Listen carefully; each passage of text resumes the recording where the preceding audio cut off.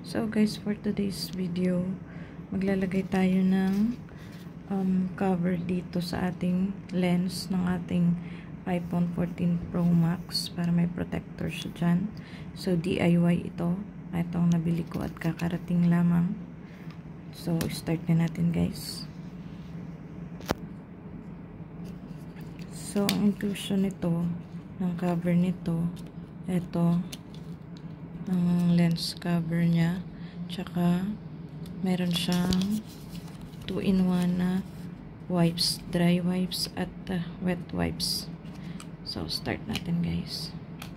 First i-prepare lang natin itong ating lens ng iPhone 14 natin. Unahin natin yung wet wipes para malinis ang mga dumi-dumi sa ating lens.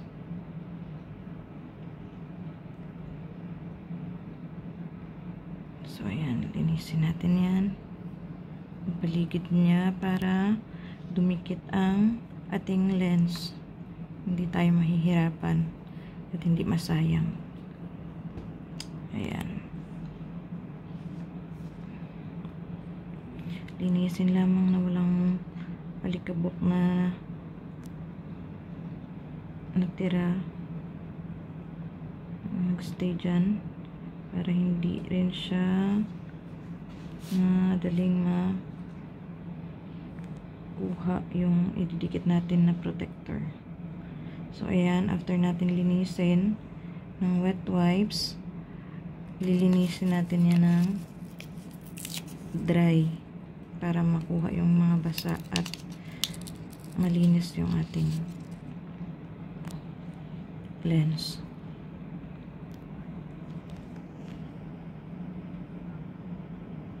So ayan, linisin lamang natin ang pati sa paligid na makita natin na wala na siyang bakas ng ating fingerprints at mga alikabok, mga fiber dyan.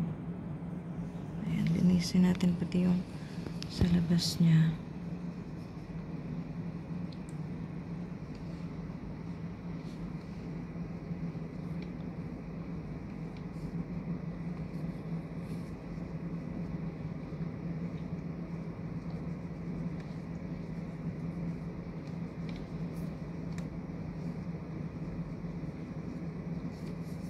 So, ayan, pwede na ilagay na natin ang ating frame cover.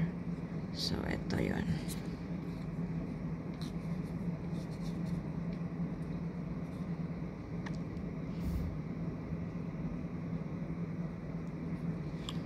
So, isusukat natin yan. Kailangan sukat na sukat siya.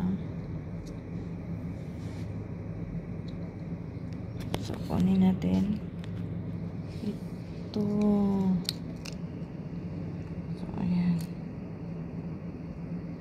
Dahan-dahan natin ikabit dyan. Kailangan match lahat para walang sagabal sa camera natin pag nag-camera tayo.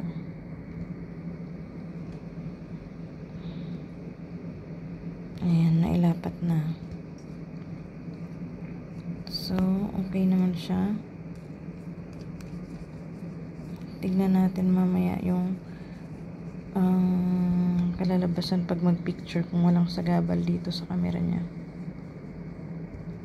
Ibig sabihin, okay ang pagkalapat natin. So, ayan guys, ang ganda. Ayan. So, sana walang sana okay yung lens niya. So, itatry natin yung lens niya.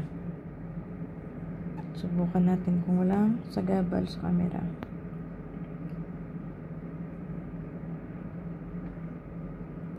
So, parang okay naman guys. I-try natin mag-flash. Kita ba? I-try natin mag-flash dito. If walang sagabal sa picture natin. Ayan. So, okay siya guys. Walang sagabal sa picture. Walang nag-blur So, ibig sabihin, okay ang pagkakabit natin sa ating protector.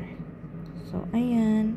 So, eto nga pala, nakabili ako ng kanyang cover. So, itatry natin. Same time, itatry natin kung magiging okay siya sa cover niya.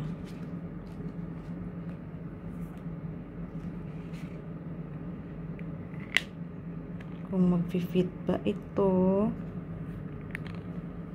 Ayan. Tignan natin. Ayan, nakabit ko na. Tchadan! Ang ganda. Okay siya, guys. Fit naman. Ayan. So, ito na ang bago nating phone case. Diba? So, okay naman. So, that's all for today's video, guys. Thank you so much for watching. Ayan. Ang ganda.